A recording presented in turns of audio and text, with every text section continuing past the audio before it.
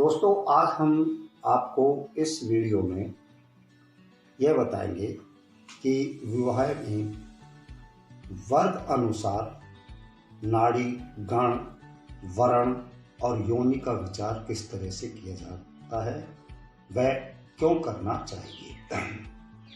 तो भारतीय शास्त्र के अनुसार गुण दोषों का विचार क्यों किया जाता है। भारतीय शास्त्र में वर्ण आश्रम व्यवस्था थी और वर्ण आश्रम के आधार पर समाज को 4 भागों में बांटा गया था। वर्ण व्यवस्था कर्म के अनुसार थी। जो जिस तरह का कर्म करता था वो उसी वर्ण के अंतर्गत आता था, लेकिन समाज ने धीरे धीरे अपने स्वार्थ हितार्थ उसे वंशानुगत कर दिया और वंशानुगत करके वह ऊंच नीच और जाति पाति के भेद में शरीक हो गया। दोस्तों, इस तरह से जो हमारे शास्त्रोचित विचार हैं उनका परिहास हुआ। लोग आज भी ये समझते हैं शास्त्र जो हैं ब्राह्मणों के द्वारा बनाए गए, लेकिन वो ये नहीं जानते अगर ब्राह्मण किसे कहते हैं। ब्रह्म जिसके अंतर्गत किसी प्रकार का कोई भ्रम नहीं है, उसके लिए सब एक ईश्वर है। अच्छाई बुराई उसके लिए समान है, विष और अमृत उसके लिए समान है, ऐसा भ्रम। और अरण्य का मतलब होता है उसके वचन, जो सदा सत्य वचन बोलता है, ऐसे व्यक्ति ब्राह्मण कहलाते हैं। जो वेद विद्या ज्ञान पाठ पठन पाठन और समाज को सत्य मार्ग की ओर ले जाते हैं, वो ब्राह्मण कहलाते हैं।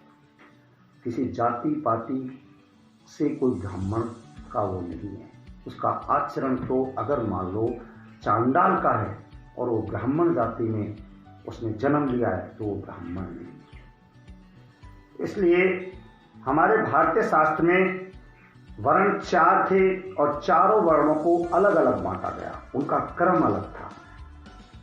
ब्राह्मण जो पूजा पाठ करता, पठन पाठन करता, वह समाज को उचित शिक्षा प्रदान करता और शिक्षा भी नैतिक मूल्यों के आधार पर, और वह परमात्मा मार्ग का उनका अनुसरण करता, उनका अनुसरण करवाता और परमार्थ के सभी कर्तव्य बोध को समझाता कि मनुष्य का परमार्थी मार्ग क्या है। इस तरह से एक ब्राह्मण का कर्म करने वाला व्यक्ति ब्राह्मण कहलाया।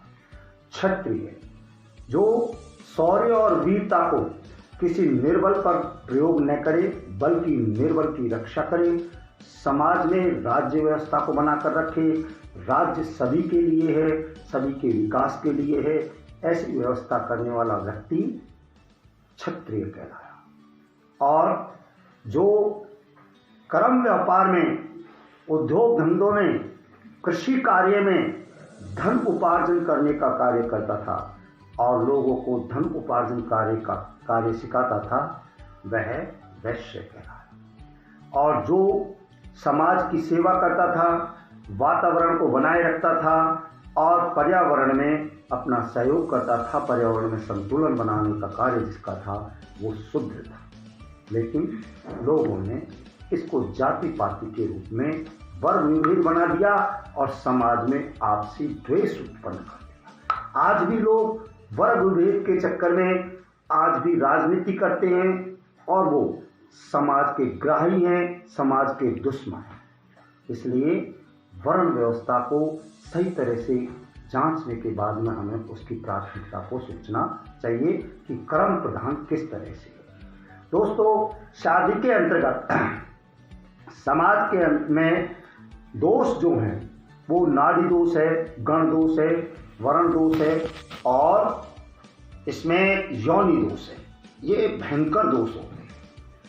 इसमें नाड़ी जो दोष है वो ब्राह्मण के लिए बताई गई है कि एक ही नाड़ी के नहीं होने चाहिए, और नाड़ी दोष उनको लगता है, इसलिए उनका विवाह संस्कार, वैवाहिक जीवन जो है वो सुख संपन्नता से नहीं गुजरता।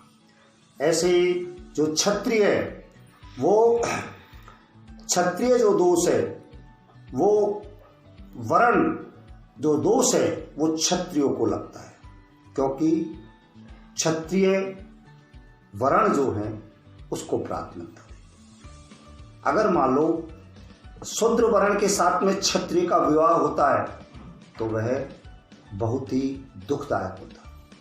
इसलिए वर वधू का वर्ण क्षत्रिय ही होना चाहिए। अब वैश्य के लिए जो है, वैश्य के लिए गण दोष है, अर्थात व्यापार के अंतर्गत राक्षस और देवता अगर मिल जाते हैं तो राक्षस और देवता में हमेशा युद्ध होता रहता है। मनुष्य मिल और राक्षस मिल जाते हैं तो वह हमेशा कष्ट पाता है। इसलिए गण दोष वैश्य के लिए कहा। और योनि दोष, योनि दोष जो है वो शूद्र के लिए कही गई है, क्योंकि जैसे मान लो शेर और चूहे में तो दोस्ती हो सकती है, लेकिन मृग और शेर में दोस्ती नहीं हो सकती। इस तरह से योनि दोष है वो शूद्र के लिए। शूद्र का सामान्य रूप से जीवन अगर उसको जीना है, सुख संपन्नता से जीवन जीना है, तो समान योनि होनी चाहिए या मित्र योनि होनी चाहिए। उसी में उसका वैवाहिक जीवन है, वह सुख संपन्नता से गुजरता है। इस तरह से दोस्तों, अगर विवाह के अंतर्गत सुख संपन्नता से अगर हम जीवन जीना चाहते हैं तो इन दोषों पर हमें गौर करना चाहिए और इनके नियमों पर ध्यान देना चाहिए। जय श्री कृष्णा, राधे राधे।